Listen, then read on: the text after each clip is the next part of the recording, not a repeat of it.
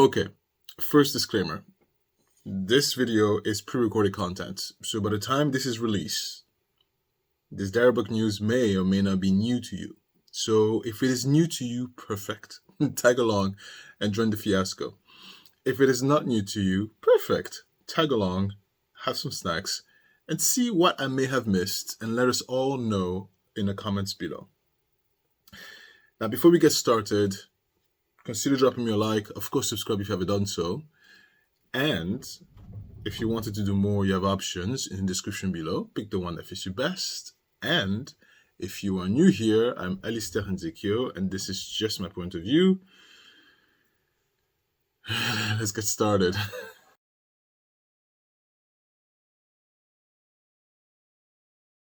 Obviously, we have some special issues associated with this case.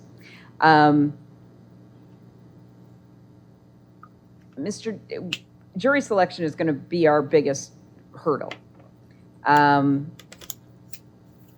What I have thought, just on my own, and I don't know if the parties have thought about this, I don't know if anybody would think that a court trial would be a preferable way to go to avoid any of those potential issues that would arise with having a jury and trying to seat a jury with a case that has not, this case is not notorious, but certainly Mr. Brooks's other case is notorious. And we certainly will do our best to seat a fair and impartial jury.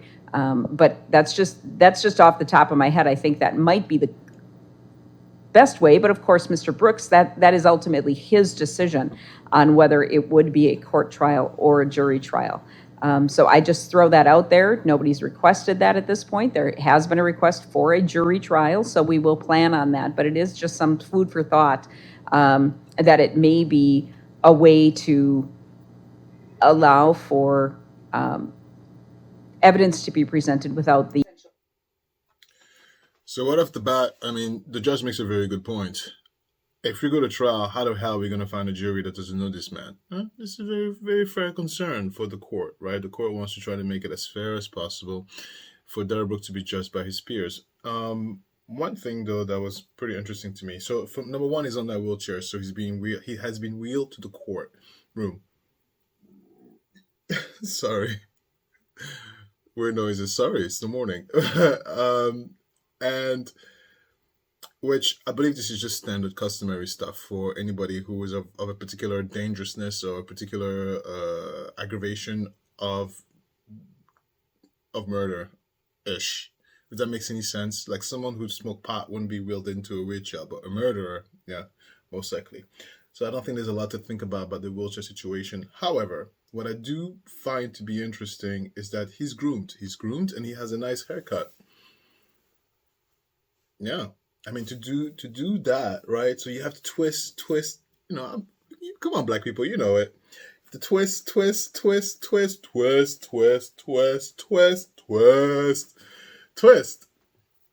So that means he has a lot of time over there in jail. Yeah? That's just like, look, because the shaving is maybe once in a while, but over there where he's being kept, he has plenty of time enough to twist until his fingers get twisted. Right? It was an interesting observation that I just made. You know, his skin is clear. He does look a little tired, but well fed. Very well fed. All right. potential tangential issues that would arise with a jury. So that's just something to think about. In addition to that, if I'm going to go with on the assumption at this point that we are having a jury trial, I have not prepared any written information. I will prepare that over the weekend and give it to the parties, and we can certainly talk about it. But I think we have to address it. No one is going to pretend that we're going to introduce Mr. Brooks and no one's going to know who he is. So obviously it's not going to be, one of the standard questions I asked during voir dire is, has anyone heard anything about this case or about this defendant or had any opinion as to anything?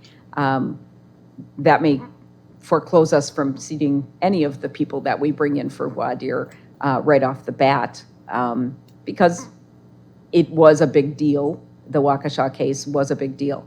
So I will prepare something. Do the parties have thoughts, or do you want to prepare something as well, and we can kind of put something together as far as a preliminary statement to the jurors? I mean, obviously advising them that this needs to be, you will only judge this case on this evidence, and, you know, asking those questions if they can be fair and impartial and put out of their minds anything that they may know about Mr. Brooks. Each side can submit something if they would like. I'm kicking myself that I didn't think to tell everybody to do this ahead of today's date, so we could have worked it out this afternoon rather than doing it on Monday, but that was my error. I probably should have thought of that, and I did not. So if the parties want to do that, they can do that. I will have some language that I work up as well to address that. Other than that, I just talked with a sergeant from the sheriff's department. In the past, Mr. Brooks has been transported directly here and not really held in the jail, even as a waiting position, until he's brought directly to court. And then generally he's whisked away. I don't know what their plan is. I've got some concerns that if we're going to be in trial, I don't know what the situation would be in the jail, but I have alerted a sergeant in the sheriff's department to my concerns to make sure that Mr. Brooks is going to be here every morning for trial, that we're not going to end up with him being housed somewhere else. But I don't know that's not something that I get involved in generally. I did just want to put it on someone's radar to make sure that we have no delays when it comes to that. Is there anything that, I think your motions in limine were pretty standard, Mr. Jones. So you've both tried many cases in front of me. Everybody knows generally how I run things and how things work. So I think they're standard motions in limine, so they were along with the rules of how I do things. Does the state have anything they want to specifically address on the record this afternoon? Your Honor, the only thing that I want to address is I do anticipate filing an amended information. I have, for a long time, been very clear that if this proceeded to trial, that I would file charges of intimidation based on the calls that were made on particular days. And so I anticipate having a total of 6 charges for intimidation of a victim in the amended information. I will get that filed as soon as possible, but I have explained that both to Attorney Jones. I've explained that to previous counsel numerous times in communications on this case. I don't think that's a surprise to anybody. I think on the charge in the underlying domestic violence case, we are going to be proceeding on amended charge of first-degree recklessly endangering safety rather than second-degree recklessly endangering safety.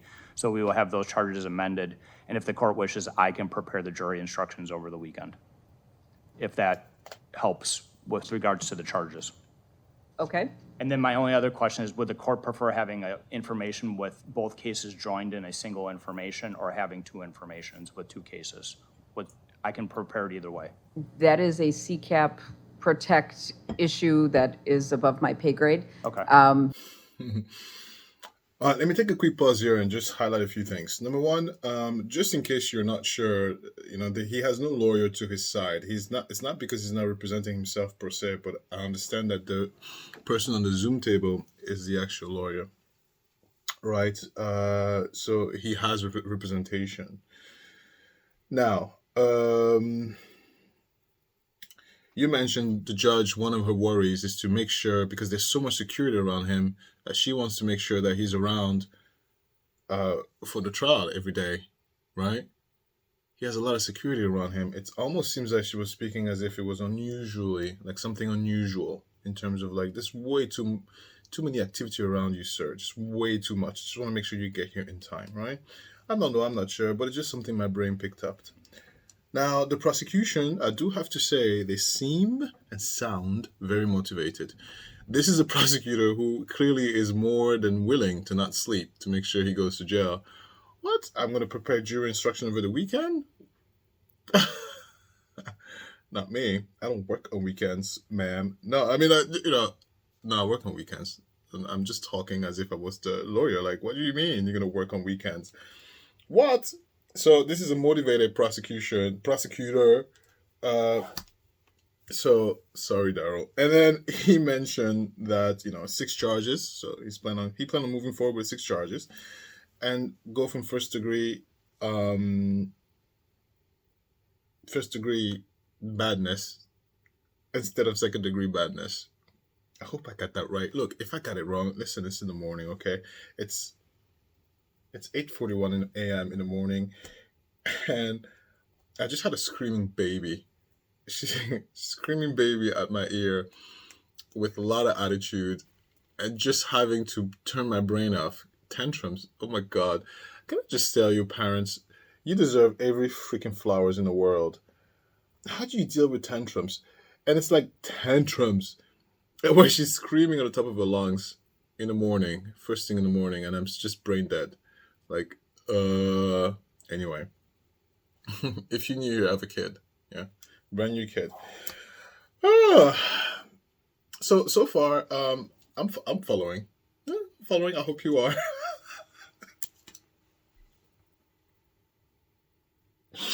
The reason why I use my thing because they were zooming on that lower face so hard. I was like, "Sir, you could take the camera away from me. Stop it!" Like they were zooming in on that lawyer on Zoom. Okay, zoom, zoom, zoom, zooming in. No pun intended. Oh my god. All right. Alistair, stop. Play. Okay.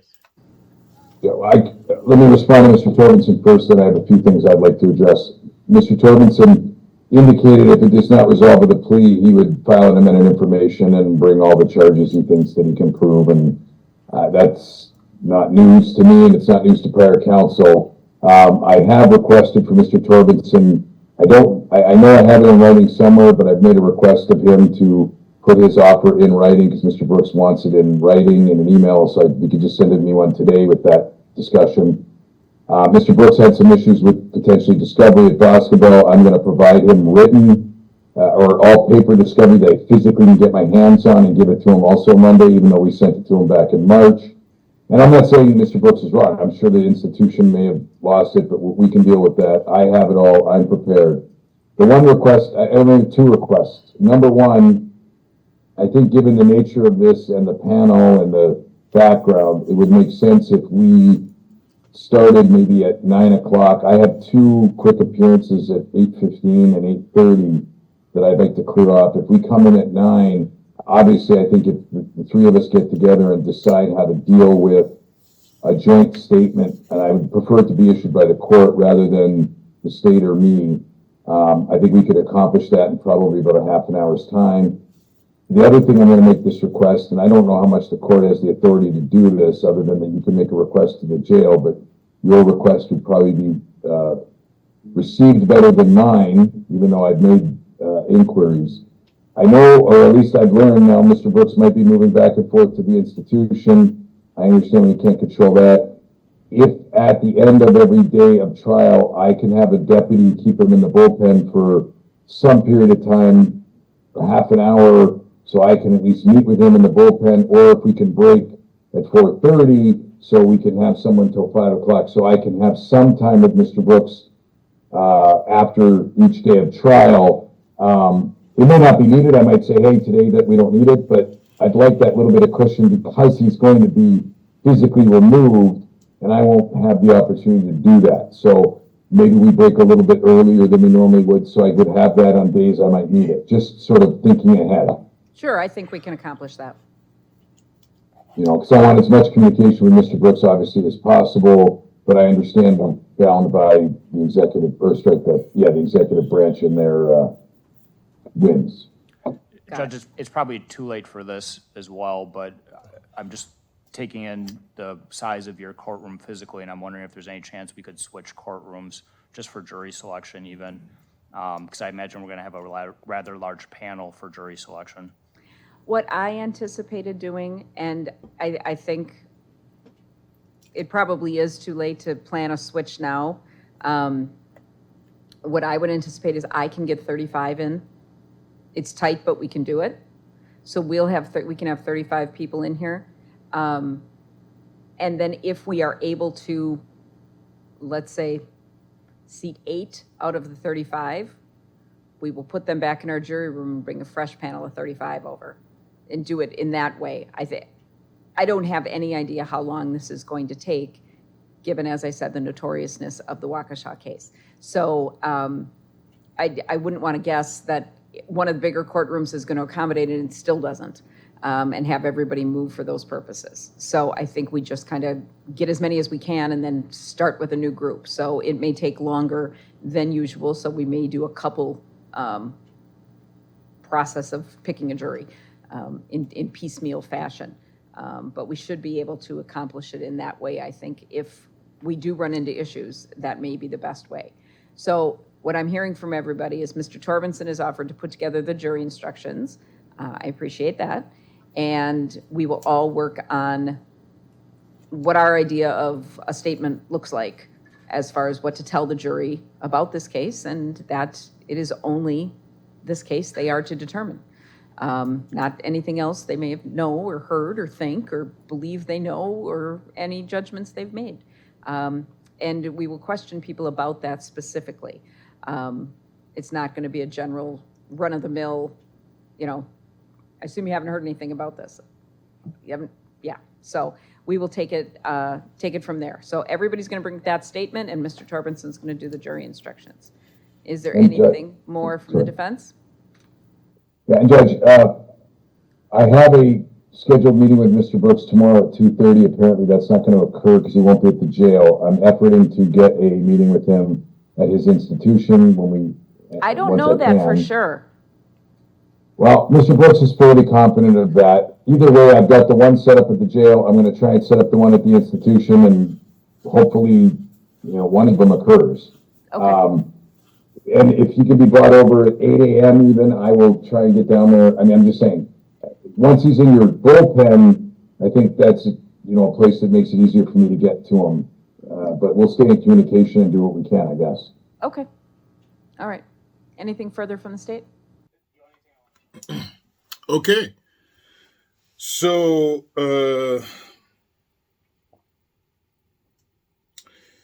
all right. First, Darrell Brooks' lawyer said, if this is not resolving the plea, he understands the consequences. So to me, that tells me that obviously there's a conversation that happened between Darrell Brooks and his lawyer where a plea was not in his mind. They're not interested in a plea. And if they are interested in the plea, they want the offer in writing. In other words, this is a motivated defense. So he wants to see all of their cards. I think I've told you during the Waukesha trial that part of their narcissist strategy is when they start to spin a story, or when they try to attempt to spin a story, they want to gather as much information as possible before they start spinning the story, if they can. And this is just his attempt to get as much data as possible before he makes a decision. Before he makes a decision, because normally when you have a plea deal, the plea deal usually involves you getting something out of it, right? Now, you cannot be in a position of not having power and make demands, right? So the plea deal is never going to be exactly what you want. It's going to be a give and take, but you will always be on the losing side. Maybe you don't lose as much, but expecting that a plea deal is just going to be like, oh yeah, you go home and have a cup of coffee and then you're fine. Completely bonkers. Darrell also said that he has issues with the discovery. Now, this is quite significant here, and I'll tell you why. Now, I'm not a lawyer. That could be wrong. But during discovery, isn't that when you both parties come up with all the evidences, and isn't that the time when you cross-examine your witnesses, and it's when you start to discuss and stuff like that? I wonder if the issues in discovery has to do with the fact that he may not be able, or he wants to be in front of Erica Patterson and cross-examine her. He wants to be face-to-face with her. There's like a desire for him to be in front of her one last time. Which is why he raised the issue in discovery, I'm assuming. Furthermore, in the discovery situation, his story has always been, according to Erica Patterson, that she was a drunk, that she loved booze, and it's all her fault, right? I wonder, in his mind, talking to his lawyer, that's what he wants. He wants to get that point across, whether true or not. Like, he wants to get that sentence out across to the public, to the masses, right? Because he's no stranger that eyeballs are on him and the world is listening to him. He understands that, so he really wants to make a final statement. Of course they would. Okay, so another 3D thing that was really funny, and this is in relation to Sarah Boone. No, the suitcase murderer who complains all the time that she can't speak to her lawyer. Sarah, I have something to tell you. So Sarah, look, right? Even Darrell Brooks doesn't get to speak to his lawyer. Who the hell do you think you is? Thinking about that you're gonna come in here and make demands of speaking to your lawyer, okay? Because according to Darrell Brooks' lawyer, he wants to see his client after. He can't even do that. 10 minutes, he can't even have 10 minutes with his clients after the court. So Sarah, sit down. I just thought that was really hilarious. Sarah Boone is over here screaming that she can't speak to a lawyer to her liking, and Darrell doesn't even have the option to speak to his lawyer whenever the lawyer wants to. So it's like, Sarah Boone, please have several seats. But anyway, right, and then the judge again mentioning, thank you, prosecution, for doing jury selection. I would too. If you offer me to do work, yes, of course, you want to do it? Sure, here. Yeah, I'll give it to you. Yeah, you want it? You have it. You got it. Anyway, I think there's not much more left of this. Let's go and continue this.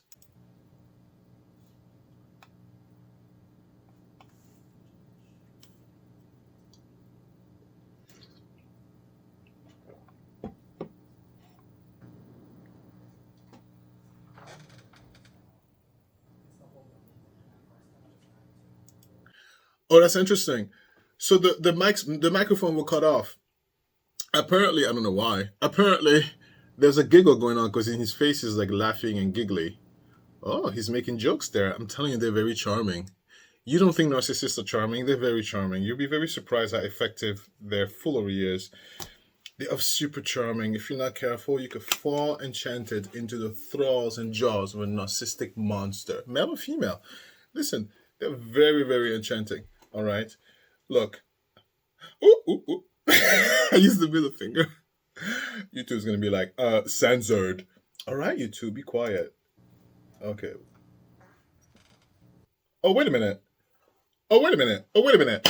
Oh, wait a minute. Oh, wait a minute. Did you see that? What did I just see? What did I just see? Oh, Alistair. Oh, Alistair. Nothing evades you. All right. So it's not clear. It's not clear. It's not clear. But I'm going to try to put the picture up here in the editing. His left eye looks swollen. Now, does he have an infection on his left eye? I don't know. Do you get pink eye in prison?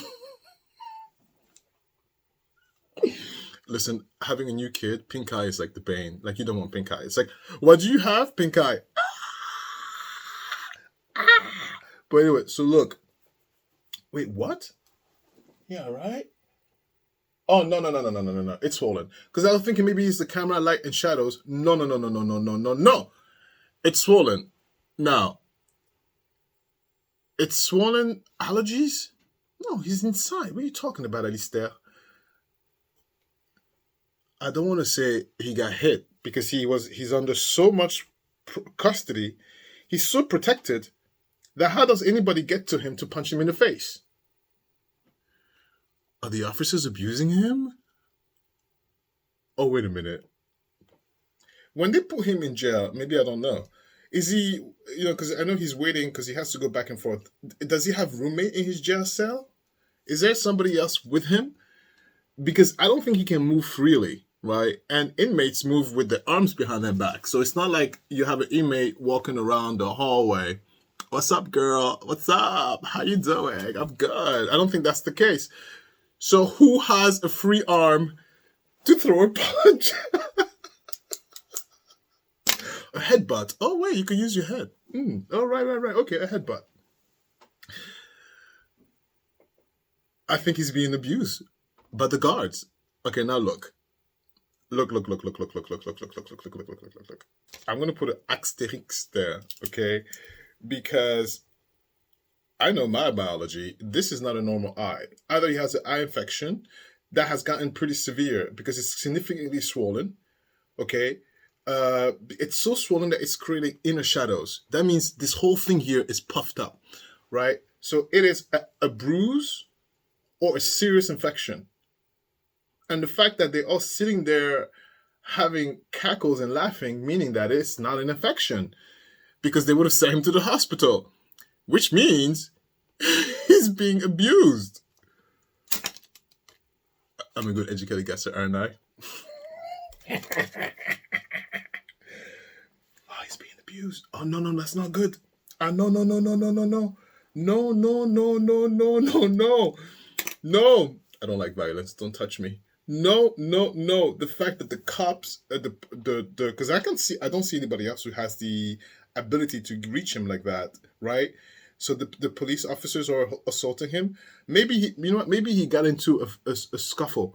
Like, leave me alone. You don't know me. Don't touch me. Get off me. I'm Darrell Brooks. And in the process of doing that, they just grabbed him, pinned him down, and then he hit his face on the floor. Sure, maybe he was being rowdy, but I will put an asterisk on that. And the fact that he's not. Oh wait, no, I take that back, because he's not filed a formal complaint about being abused, so it's not the cops. I don't know what's going on. Because a guy like him would filed a formal complaint, so it's not the police. Because the police did that, he'd be like, oh, this is my getaway jail card. I'm being abused at the prison. Here's who's abused me. His name is Officer Johnson Smith.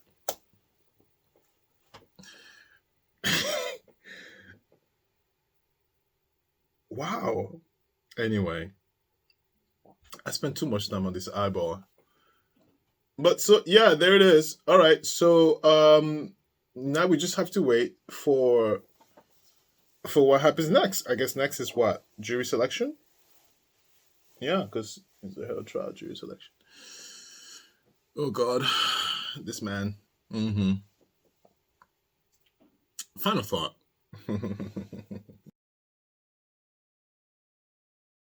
You know what's really, really fascinating to me?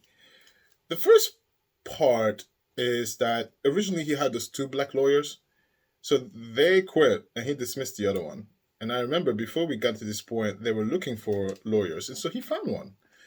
And, we were speculating that he was going to represent himself and stuff, right? Because of the opportunity to cross-examine or be in front of Erica Patterson.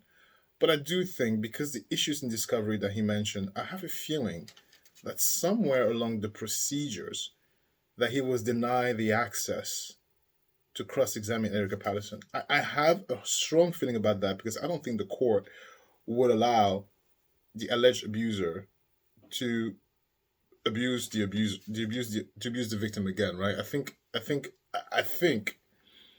wouldn't do that. So, and that's why the issues with discovery in his case, meaning that's probably why he's tolerating the lawyer there, meaning he's gonna go to trial, right? Because think about that. In his mind, this is the last hurrah. This is the last hurrah. This is his last lifeline to the rest of the world. And so he wants to extend his fate as much as possible. Yeah, he's like, take me to trial. Let's go over the juries. Take forever for the juries. Yeah, he wants it. He wants to be, first of all, he wants to be out in the public. He wants to be out of his confinement, and he wants to feel relevant. The thing with narcissists is being forgotten. You might think, if you go in front of a narcissist and tell them, I never liked you, and you roll your neck and your finger, you think you're hurting them? No. The best way to come back or get back on a narcissist, English, come on, don't fail me now. You have to just ghost them. It will eat them inside. Because they're already so insecure, not knowing why you ghost them will just churn at their mind. It's the best torture ever. Disappear. And so he doesn't want to be disappeared. He wants to be relevant. So he's going to claw an inch away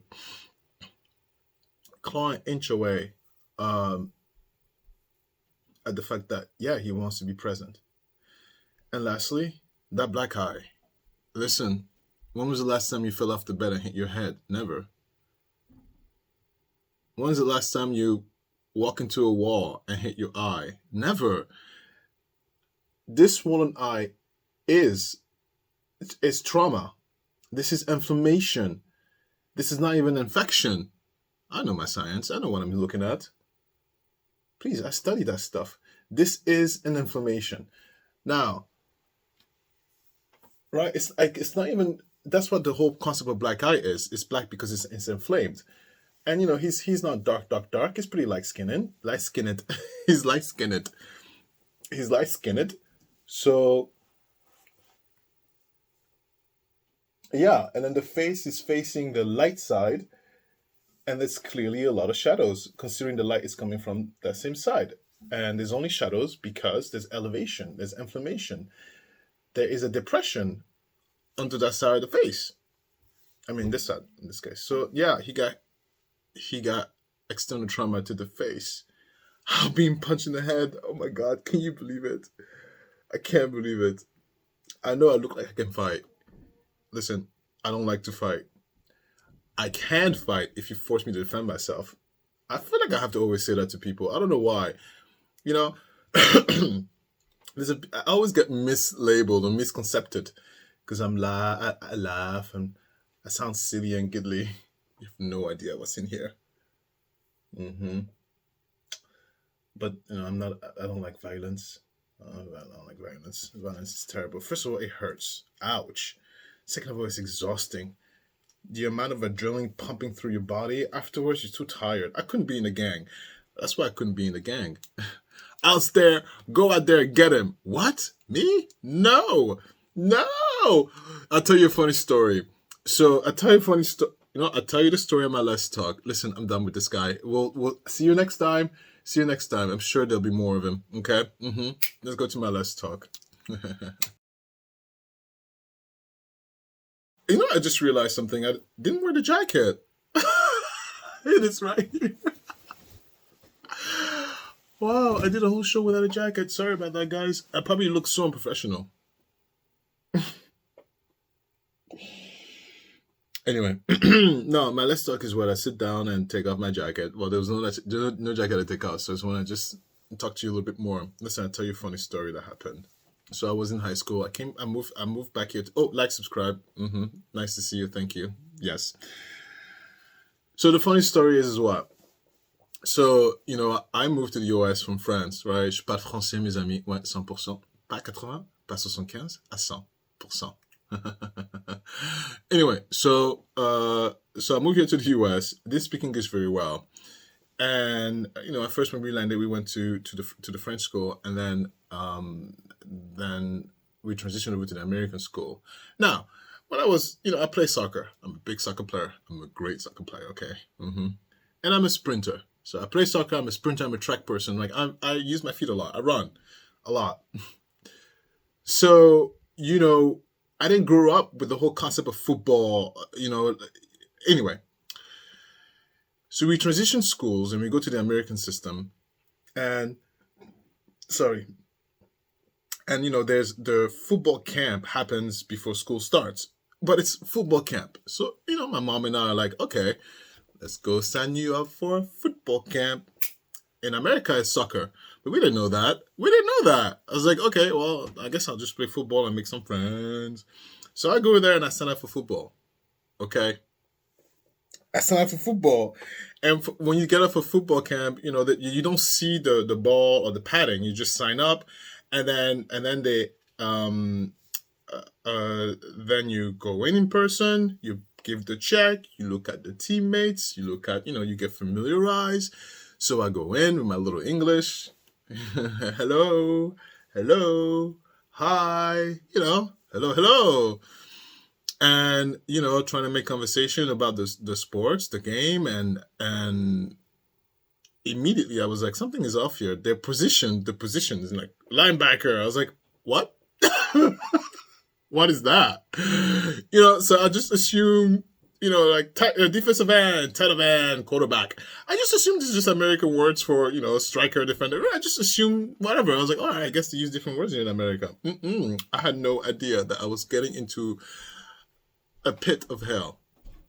So, get familiar with the team, and then there's a date to come up with your back, and you go to camp. Now, here in Jersey, I went to a fancy private school. So here, the football camp was in the School of Conservation in Jersey. So it's hours away, darling, hours. So you go in with your backpack, and like we were gone for like a week. And like a whole week's worth. So I'm thinking, all right, I'm going to go play camp with okay, it's a football camp. Get in the bus. Bye, mother. Sorry, distracted. Work. Bye, mother. Bye. See you in a week. Bye, my son. Have fun in football. We drive. And, boys are stupid. So, of course, the boys in the bus are being very silly and stupid and loud and obnoxious. Typical. So we arrive, and I'm sitting there as a foreign kid, not quite understanding English very well yet, right? But I knew some words. We arrive, and we go to our bunk beds. So you arrive, they put it in our beds, and like it's a whole complex. You have the cafeteria, you have the bunk beds, you have the football field. All to us. And I remember we got off the bus. The bus drops us off right where the dormitories are. We go in dormitories. Pick your beds. Yeah, I don't want to go on top. I put my bag over here. Perfect. And then it's like after you put your bags, you go over there to the equipment room to get your equipment. I'm thinking, okay, cleats. Great. I mean, I brought my own cleats, and I was like, whoa, this school is fancy schmancy. They give you cleats. Oh, perfect. All right. So you leave, you try to make chat. Where you from? Chat. You're walking towards the equipment room. Honey, when the door opened, I had a heart attack. Because, I knew what American football was. So I knew what the shoulder pads and the ball looked like. It was a point of joke over there in France. Like, look at you. Shoulder pads and whatever. The door opened. I had a heart attack. My heart sunk. And I looked at the cabinet, and it was shoulder pads, helmet. And I'll never forget, I looked at the friend I was talking with, yep. And I said, where's the soccer ball? Like, where's the football? This is the football. And I looked, and I kept completely silent. I was stupefied. When you shock and you freeze? And so he was like, Alistair, what number you want? What number you want? 4. Well, no, we just give the 4. 44. Okay, 44. Here's your shoulder pads. Literally being manhandled into a shoulder pad. I was so shocked that I wasn't even moving anymore. He's like, yep, that fits you. All right, 44. All the pants, the padding, all that mess.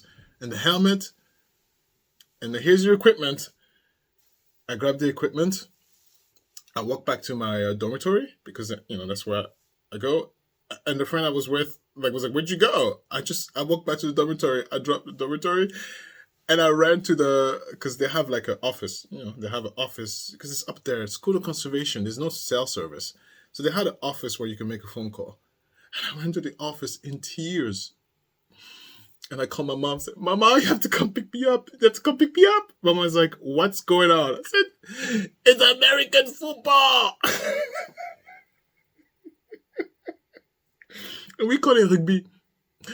C'est du rugby, maman, c'est du rugby. C'est pas du foot. C'est du rugby. She goes, what are you talking about? It's like, no, maman, c'est pas du football. C'est du rugby. I'm laughing. Maman, c'est pas marrant. I'm crying. Come pick me up, c'est du rugby, maman. I'm laughing to you because of impact. Don't touch me. Ow. Just the concept of being deliberately hit. I'm not an animal. No offense No offense.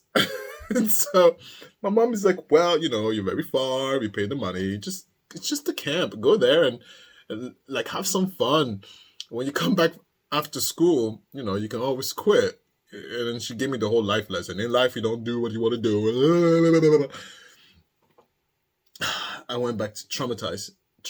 I went back to my room completely traumatized, and the next day was practice. And the kid, there was a language barrier, and I didn't understand how any of it worked. Like 222, catch 22. And I was like, what's going on? Why are they grunting? But you know what? Listen, I'm very fast. I'm extremely fast. Okay. That's one thing. I'm even today, I'm 38 years old. I'm fast as hell. I can run 22 miles an hour on a treadmill, easy. Okay. And then one of those treadmills where it's self-powered, I can go up to, all right, 22. 22. Yeah, 22 is my max. But I was gonna say 26. No, I'm not faster than Usain Bolt. You mind, but I'm super fast. And that's my advantage because they didn't know where to put me. I was, I had a build, but I was a soccer player, so I was skinny-ish, right? I was skinny-ish. I wasn't like, right? So I had a different build. I was not really prepared to be on alignment, but I didn't know how to catch the football. I never used the sport. I didn't know how to throw a football. I didn't know how to do anything. All I knew about was run and use my feet, but I couldn't use my feet. I don't know how to tackle. I don't know how to tackle. They go, just go there and hit him. I said, hit him? Yeah, just hit him. Hit him? Hit him. The coach was like, oh my God, this foreigner. Anyway, that's my experience with football. My first experience with football. And the first time I got hit because they enjoyed, these stupid kids over there enjoy getting hitting. And they're, oh, I can't wait to hit you. I can't wait to hit you. And I'm like, creep. And so they couldn't catch me. And every time I got hit, they did it extra hard because they're like, oh, I can't catch Alistair. And they really wanted to come hit me. I don't know. They really wanted to hit me. Maybe they had a crush on me. I'm going to hit you so hard. Really? Oh, how enticing. Yeah. Okay, sure. Yeah, you want to hit me so hard.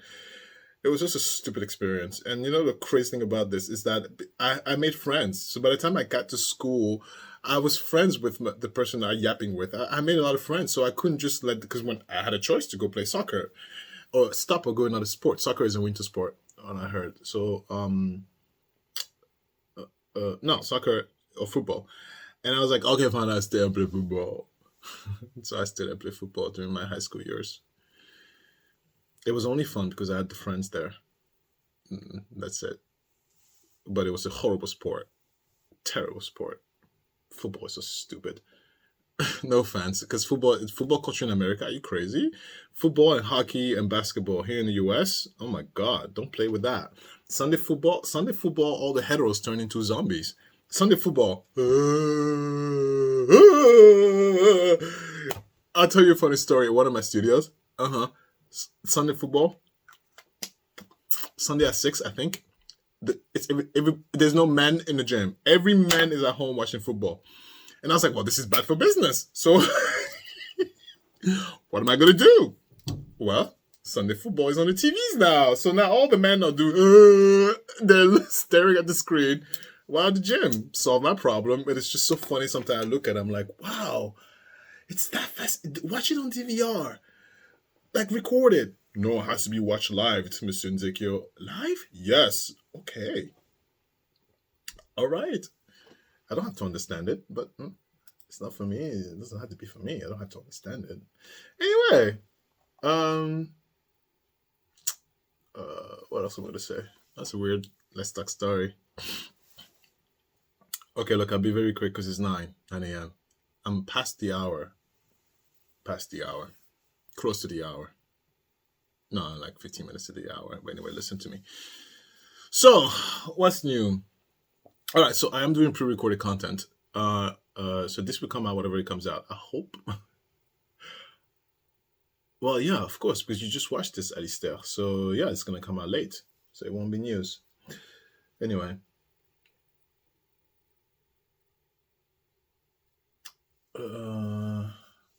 Right, the kid. Can I tell you a story about my daughter Olympia? Look, I love her to death, but listen. Oh my God, this girl, this kid, she's not even 2 yet.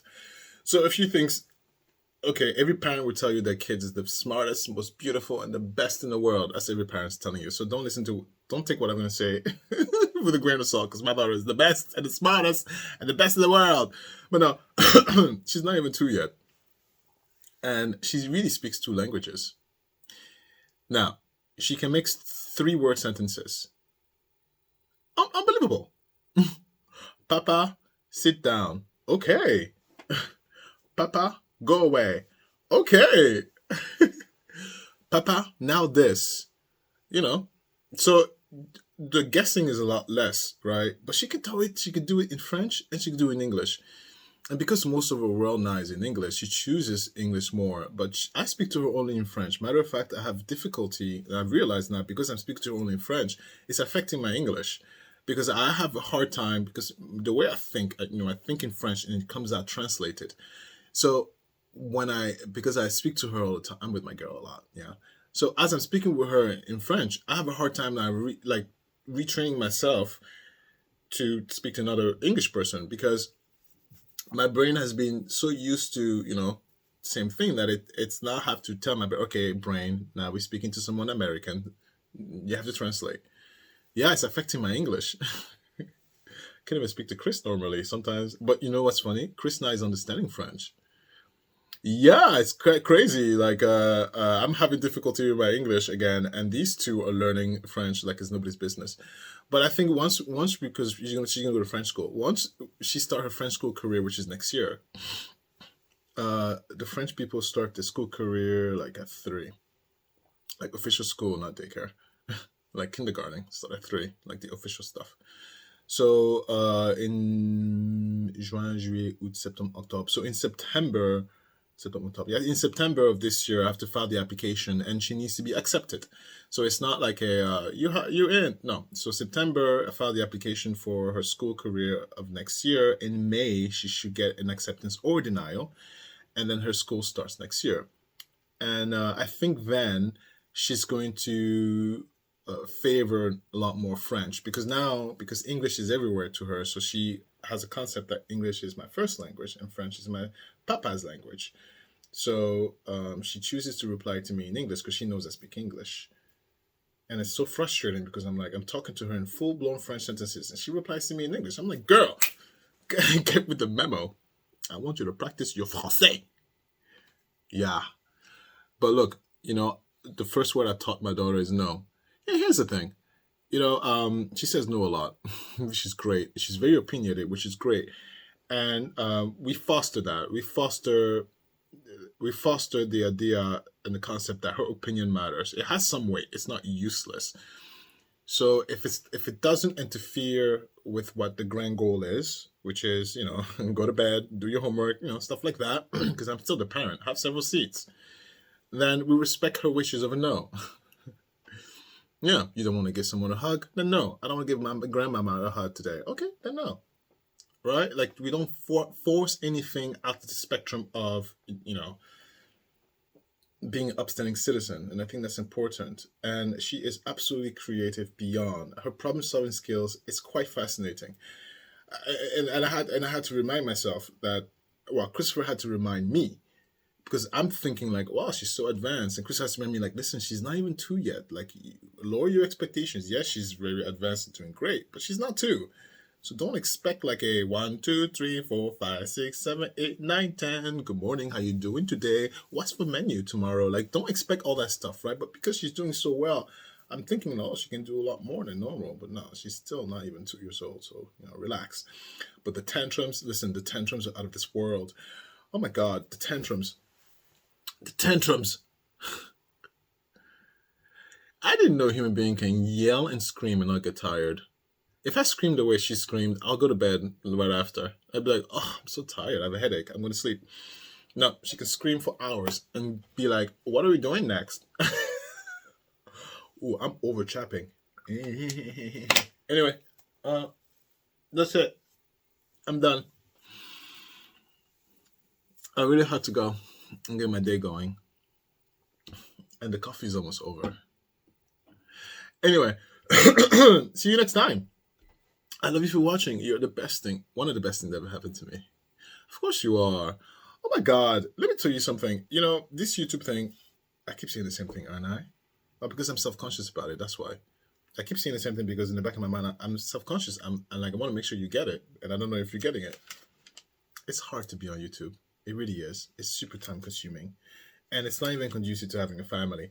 And, you know, if I had this when I was 18, it probably would be terrible because I wouldn't do anything with my life. I'd be sitting there doing YouTube, which is not a good, like, you know, I got to do all this stuff because it's so time consuming and 18-year-olds can do whatever they want because they don't need sleep. I'm so glad this arrived when I'm a grown man at 38 and also when I have a kid because those two factors make sure I don't lose myself into this. Because think about that, right? Like let's say if I met you at 18 as a single 18-year-old, it's so time consuming. I won't be able to date. I won't be able to go out and party. You know, I couldn't do some of those things that these kids do these days. It sounds so exhausting. No, you're just saying that because you're old man now, Esther. Oh, I know. Anyway, goodbye. Thank you for watching. Like, subscribe. I'll see you next time. Au revoir.